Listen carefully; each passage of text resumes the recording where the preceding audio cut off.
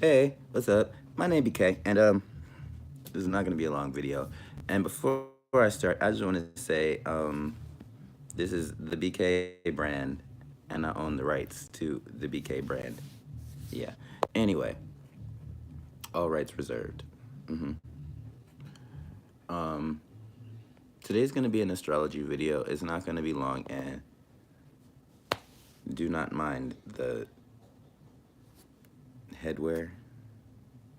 I've got some self-care, health-care, hair care things going on. And so this video and my scalp is a little time sensitive. So let's just get started. Hey, my name is wbrazzellkinney, spiritual renegade potential guru. And today is about Mercury in the sign of Capricorn, mainly because we're going through a Mercury retrograde in the sign of Capricorn. And it's Capricorn season, so why the hell not? So let's just start with we're gonna go into what Capricorn is, what Mercury is, what they mean together, and then I'm probably gonna try to touch on really quickly like what it means to have Mercury and Capricorn in combination with. Well, actually, there would only be three signs, three sun signs that would have that, really, mainly, on average. Anyway, Mercury is the fastest moving planet. It's out there. It's real. It is the closest planet to the sun, and in astrology, it usually represents like speed, mental acuity, your thoughts. I actually have some notes right here that I started taking. Good job, BK. So Mercury, it rules like your thought processes, your logic, like your mode and method of how you get from point A to point B, and that can mean a lot of things. I tried to make that kind of vague. But yeah, like point A, point B type things. Let me turn this light on. Boom. And on the more obscure, on the inside, like spiritual type, astrology type of things, Mercury can represent like some of your masculine aspects, how you display and convey and express those types of things that you have within you, and that could be any of the masculine signs. So that's all the fire and air signs: Aries, Leo, Sagittarius, Gemini, Libra, Aquarius, and also just the masculine aspects of even the feminine sides. So it's how you express that verbally, how you convey your thoughts, how your thoughts come to you. It can also be like in some ways like your cleaning habits, depending on, especially if it's in like the second, fourth, or 10th house. I got like how you move.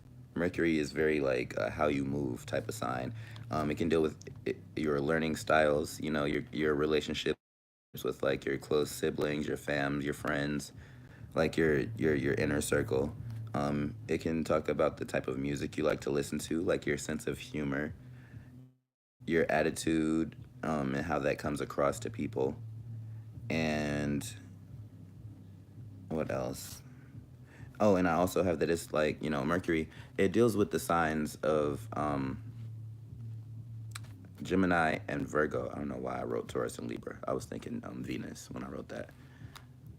But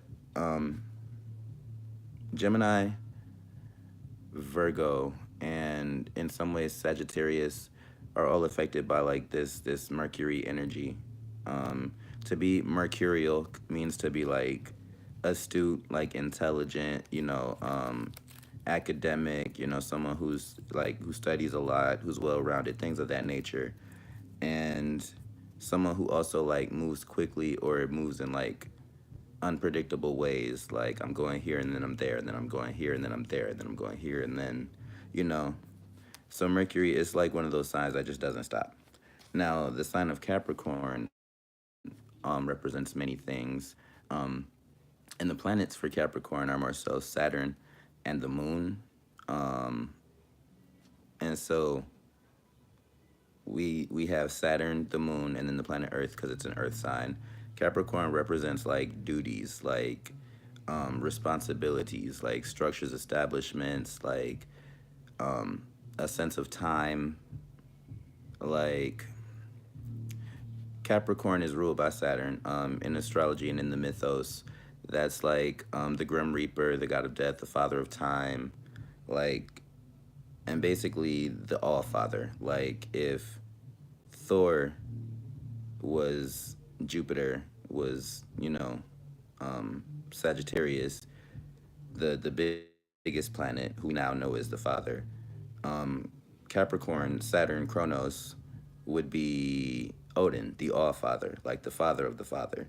And in the mythos, there's this whole long story about how Kronos, Father Time, and his wife, I think it was Venus, somebody, basically gave birth to all the rest of the planets. And Kronos had received this prophecy basically saying that at some point one of his sons will overtake him, become, you know, more powerful and overthrow his kingdom. So Kronos decided to eat all of his children. That's where the rings of Saturn type of thing comes from. Saturn destroying all the other planets, trying to make sure that Saturn will always be the biggest planet. So Capricorn kind of has that like instilled in them. We're very powerful, we're very grounded, but we also always have this urge instinctively to want to be at the top. And in the dark side and in the unevolved types of Capricorns, that can express itself in like I'm gonna succeed and I'm gonna win and I'm gonna be the best no matter what the cost is type of things. Like we're very good at stepping on other people's heads to get where we want. And that's something that we have to learn to grow through. You know, it's again, so like Capricorn represents like structures, obstacles, like things requiring a lot of time. In the more obscure, woo, spiritual astrologies, Capricorn represents like generational curse breakers, spiritual healers, people who are. It's funny in the tarot. Capricorn is represented by the devil, and that's not like the devil. It's more so like God's first and closest angel, the one that was right by his side, and the first fallen one who, because that's the first person who, you know, basically inhabited the earth, basically became the master of all things earthly. So like music, you know, pleasures, business, finance, you know, structures, systems, things of that nature. Like the devil is supposed to be like the master of the masters, and basically have like this great power of like manipulation of the 3D realm. And you know, they say that us Capricorns, we're very powerful because we're supposed to be very good at manifesting, meaning like, you know, everybody has to want what they want, put the work in, and, you know, wait a long time. But excuse me, for Capricorns, that comes a lot easier just because we're born with this father god of like Saturn of, you know, I'm not just going to give you what you want. Like you really have to work for it and wait for it and be responsible and mature and grown enough to be able to handle it before I'm even going to, you know, consider giving it to you. So we're just born with that. Like they say Capricorns are old souls, we age backwards, we're born adults. And yeah, it can be true. And a lot of times, like if you have Capricorn in your sun, moon, Venus, or Mars, like I could just imagine like your upbringing was one of those where like you had to grow up fast and like make sense of the world so that you could navigate it and, you know, basically in a lot of ways take care of yourself.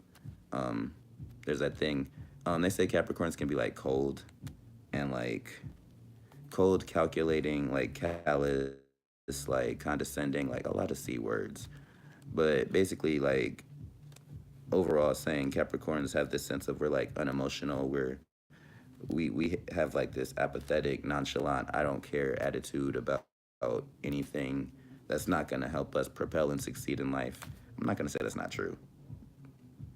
But anyway, so that's just overall on Capricorn. I could go on for a long time because I have a Capricorn stellium, meaning like a lot of planets in my chart in Capricorn, so I understand it very well. But let's combine Mercury and Capricorn, right, to give you a sense of one, because I actually started making this video, y'all. I just was intuitively guided to just do this live and right now, because I tried to do this video like 3 times, and I've been having some video issues that I was just made aware of. Anyway, so Mercury in the natal chart because I want this to represent three things: your natal chart placement, if you have that you're born with, going through a transit of Mercury in Capricorn, which we do at least twice a year every year, and then experiencing a Mercury retrograde in the sign of Capricorn, which we're going through right now. Also, before I forget, shout out to happy birthday, all y'all Capricorns out there. Capricorn moons and Mercuries and Venuses and Mars, y'all special too. So having a Mercury in Capricorn, all those things I talked about, dealing with Mercury, like your logic, your thought patterns, like your cleaning habits, like how you move and things, and then combining Capricorn with that, it can give you a very much sense of like, and I don't know why this is the first thing that comes to me, but like almost like a superiority complex. Like myself as a Capricorn, I know for a fact I study a lot of things and I have knowledge that others don't. And some people perceive that of me as being like pretentious and feeling like the know-it-all in the room, or feeling like I have all the answers, which I never claim to. But if I have an answer, I just have an answer, and you can't take that from me. So having a Mercury in Capricorn, it gives you more of a grounded sense of thinking. It makes you think about things a little more thoroughly and for a more, a more extended period of time, because they say Capricorns are cautious, careful, and you know, basically aren't really risk takers. Like we take the time to assess the whole situation before we decide if we're going to take that risk, and by that time, it's not a risk. So having a Mercury in Capricorn in your natal chart can make you very thorough. It can make you very, I want to say studious. Like it makes you want to go in and take the time to understand every part of a situation. It can give you like a more big picture thinking type of logic. Again, like, okay, so I'm gonna just go through the list of, because I feel like as a Pisces rising, I'm gonna get a little scattered. Go through this list of the notes that I have for Mercury and just combine that with Capricorn. So we talked about logic. Um, Again, Mercury is a masculine aspect, meaning it's more extroverted, it's more, seen and displayed, and it can like kind of big up your other masculine aspects and even bring out masculine aspects of your more feminine aspects. Capricorn is a feminine aspect. It's a receptive sign. It's an earth sign. And so the Mercury can kind of bring out some of those more masculine aspects of Capricorn, which is more the more like assertive, the more bossy, the more I always want to say aggressive, but not aggressive, like having that drive. Um, it makes you kind of more so want to be able to talk about the things you know, because Capricorn is one of those signs where we know a lot, but we'll not feel comfortable sharing a lot if we don't feel comfortable in that space. So having a Mercury in Capricorn can make you want to express more of those things that you know.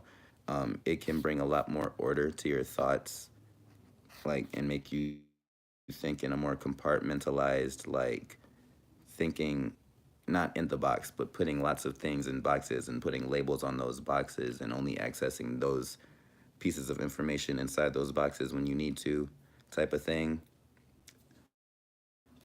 When it comes to like getting from A to B, and that could mean like travel, that could mean like end goals, that could mean like just a lot of things. But so for Capricorn, having that in your Mercury and your way of getting from A to B, it can make you think more so long term. So instead of just like A to B, you're thinking like A to K and like A to O all the way to A to Z. It can a lot of ways mean that like you always have a backup plan, like you thoroughly researched and decided on this is my first mind and my go-to plan originally, but I also have, plans B, C, and D just in case this doesn't work out. As far as cleaning habits, Capricorn, now this can go either way because Capricorns can be very messy, or Capricorns, on the other hand, can be very, very clean. So it's like it kind of, and then Mercury is like a scattered kind of sign. So it can make you like one of those like orderly messy type of people, like a orderly, like cluttered, but not like, it's hard to explain in that sense. But it's like I have a place for everything, and everything is in its place, and even if it looks like chaos, like I there's an order to my chaos, method to the madness type of thing. Yeah.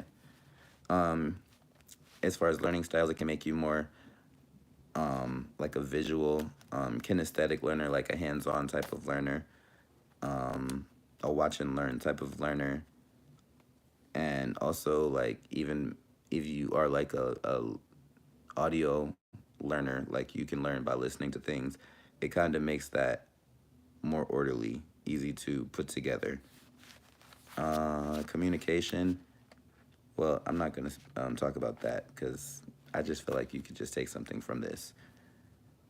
It can make you want to, like, as far as music taste, it can either broaden your music taste or make you, like, more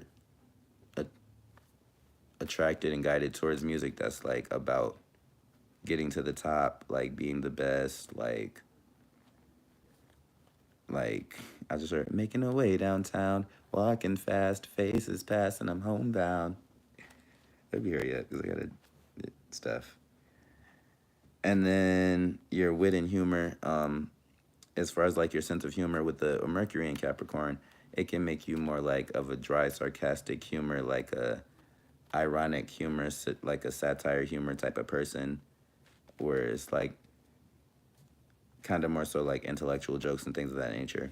And then your attitude, it can make you more a little like standoffish, a little more cautious, a little more shy, a little more like it takes me a little longer to warm up to people, but then once I warm up to you, we can talk about all the things and everything and like have a great time.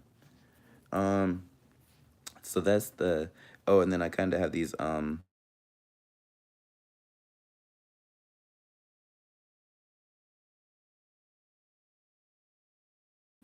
I can wait like 3 more minutes.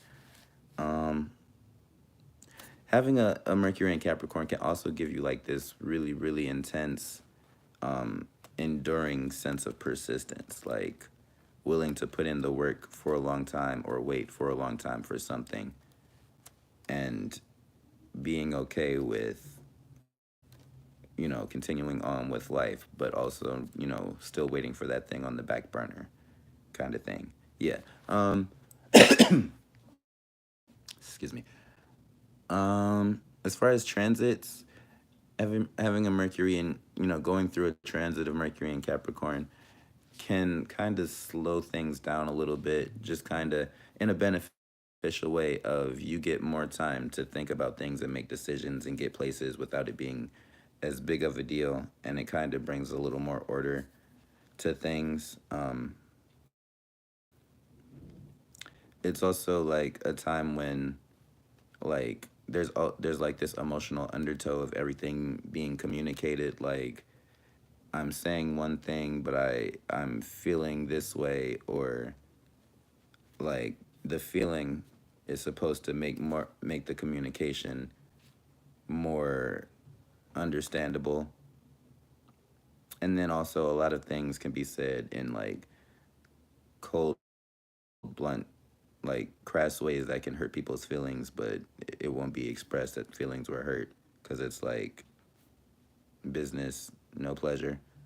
Um, and then the Mercury retrograde in Capricorn, and this is I think like the most fun for me, but it can be an interesting time because Mercury retrogrades always just bring up and bring back to the forefront a lot of things focusing on just Mercury type things, which I don't think I'm going to go back over.